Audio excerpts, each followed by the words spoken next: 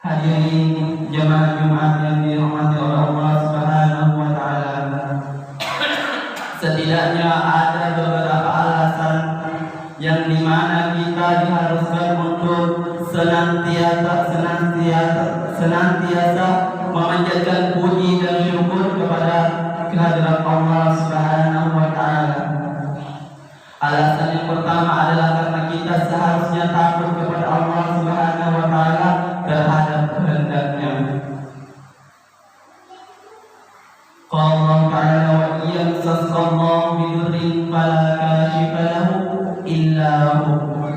Allah mengatakan dalam Al-Quran, apabila Allah telah berkehendak kepada seseorang bahwa seseorang tersebut dapat mendapatkan bala yang besar, maka tidak ada satu orang pun yang dapat menghentikan kehendak Allah Subhanahu wa taala untuk mendapatkan akibat dari perbuatan orang-orang tersebut.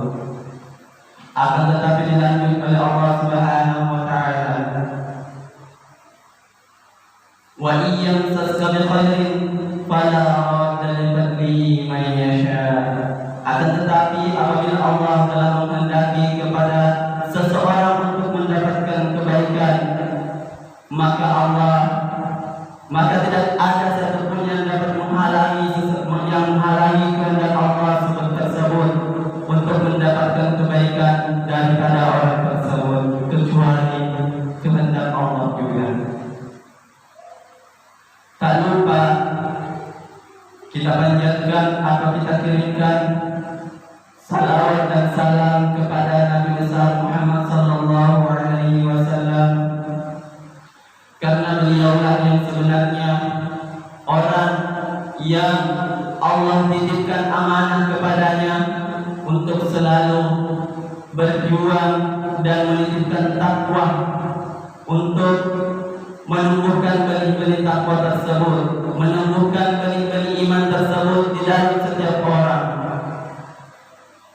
Dengan cara dakwah beliaulah sekarang telah menghancurkan beberapa kejahatan yang selalu dibuat oleh manusia di muka bumi ini. Adapun khotib berdiri di sini tidak lain dan tidak bukan hanya untuk menegaskan ketakwaan kita terhadap Allah Subhanahu wa taala, menumbuhkan dan bagaimana cara kita agar kita selalu beriman dan ingat kepada Allah Subhanahu wa taala. Salah satu cara untuk mendapatkan keimanan itu adalah percaya kepada Allah bahwasanya Allah telah menyiapkan syurga untuk orang-orang yang beriman dan neraka untuk orang-orang yang berpaling terhadap apa-apa yang telah diberikan, apa-apa yang telah diperingatkan oleh Allah Subhanahu wa taala. Abi Hurairah merangkaikan bahwasanya ia telah bertanya kepada Rasulullah sallallahu alaihi wasallam tentang siapakah yang paling banyak atau apakah yang paling banyak memasukkan manusia ke dalam neraka, dan apakah yang paling banyak memasukkan manusia ke dalam surga Allah Subhanahu wa taala. Ia merangkai dalam sebuah hadis Abu Hurairah, an Abi Hurairah radhiyallahu anhu, su'ila Rasulullah sallallahu alaihi wasallam, dari Abu Hurairah radhiyallahu anhu bahwasanya ia bertanya kepada Rasulullah sallallahu alaihi wasallam, an aktsari ma yadkhuluna an-nasa al-jannah, faqala taqullaha wa husnul khuluq. Wahai Rasul, apakah yang paling banyak memasukkan manusia ke dalam surga Allah Subhanahu wa taala? Maka beliau berkata, yang paling banyak memasukkan ke dalam surga Allah adalah bertakwa kepada Allah Subhanahu wa taala dan berbuat baik, husnul khuluq. Lalu dia bertanya kembali, su'ila an aktsara ma yadkhuluna an-nasa an-nar, wahai Rasulullah, dan apakah yang paling banyak memasukkan manusia ke dalam neraka? Rasulullah sallallahu alaihi wasallam menjawab,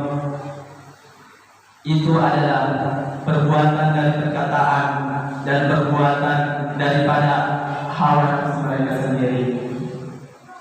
Hadis ini diriwayatkan oleh At-Tirmidzi dari Ibnu Majah. Mengenai surga dan neraka, Allah telah memberikan kita benih-benih untuk bahwasanya orang tersebut bisa diwariskan kepadanya surga dan bisa diwariskan kepadanya neraka. Setiap orang beriman dan bahkan orang yang tidak beriman pun menginginkan kenikmatan yang luar biasa, menginginkan kenikmatan yang abadi di akhirat kelak.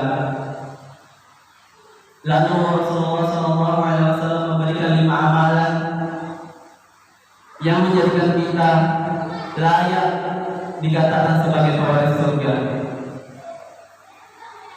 Amalan yang pertama adalah selalu taubat.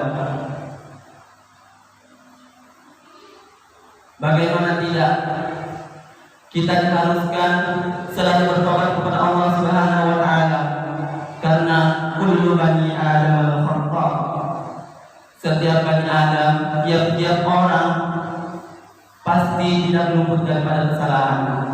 Dan Allah menyukai orang-orang yang senantiasa bertaubat. Innallaha yuhibbut tawwabin. Bahwasanya Allah Subhanahu wa taala menyukai, mencintai orang-orang yang senantiasa bertaubat. Wa yuhibbul mutatahhirin, dan mencintai orang-orang yang selalu membersihkan dirinya.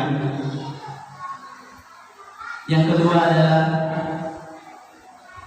orang-orang yang selalu berbuat baik kepada kaum bapak.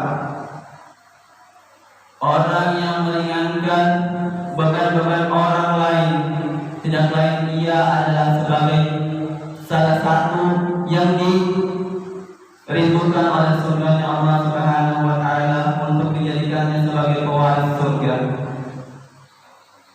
Selanjutnya adalah selalu istiqomah dalam keagamaan. Kata Rasulullah SAW, sebaik-baik amalan adalah amalan yang sedikit tapi berkesinambungan. Orang yang senantiasa istiqomah dalam menjaga, contoh orang yang selalu istiqomah dalam menjaga kesuciannya, dia terus berwudu sebelum keluar masjid, dia berwudu sebelum masuk masjid, dan seketika ia keluar dari masjid, dia menjaga wudunya, dia menjaga kesuciannya, lalu dia mengamalkan dengan terus-menerus. Itulah yang disebut adalah amalan yang berkesinambungan atau mengistiqomahkan amalan-amalan yang kecil. Yang keempat adalah senantiasa berjihad kepada Allah Subhanahu wa taala. Maksud daripada senantiasa berjihad adalah bukan berperang. Itulah yang mematikan kemudian pemikiran seseorang muslim bahwa berjihad itu adalah berperang. Ingatlah ketika ada sahabat bertanya kepada Rasulullah SAW, "Wahai Rasul, saya ingin pergi berperang, saya ingin ikut." Terus Rasulullah SAW jawab, "Apakah ibumu masih ada?" "Iya, ibu saya masih ada." "Pergilah, berjihadlah ke ibu." Dari sini kita melihat bahwasanya jihad itu bukan berperang. Jihad itu adalah memberikan ilmu kepada seseorang adalah termasuk jihad. Melarang orang tersebut untuk berbuat maksiat adalah termasuk jihad, dan membuat kebaikan adalah termasuk jihad. Melangkahkan kaki kita kepada Allah Subhanahu wa taala, kepada rumah Allah Subhanahu wa taala, masjid, adalah sebuah jihad untuk kita berubah dan mendekatkan diri kita terhadap hadirat Allah Subhanahu wa taala, agar selalu ingat kepada Allah Subhanahu wa taala. Yang terakhir adalah meminjamkan harta kepada orang yang membutuhkan. Sungguh berat syarat-syarat yang Rasulullah SAW berikan sebagai salah satu pewaris surga. Amalan-amalan yang akan mewariskan, yang akan mendapatkan seseorang dijudge seseorang tersebut sebagai pewaris surga. Yang terakhir adalah meminjamkan harta kepada orang, padahal kita sendiri pun melihat daripada kondisi dan secara ekonomi dan fisik kita sendiri tidak mampu untuk memberikan banyak kontribusi terhadap tubuh kita dari segi perekonomian dan dari segi kebutuhan pokok. Tapi Allah tidak membatasi bahwasanya meminjamkan harta itu tidak dengan harta yang sebenar-benar harta. Bahkan meminjamkan harta juga dengan meminjamkan tenaga, pikiran, dan lain sebagainya. Jadi Allah tidak memberikan bahwasanya seseorang tersebut hanya bisa menjalankannya ketika ia memiliki harta. Itulah 5 amalan yang dapat menjadikan kita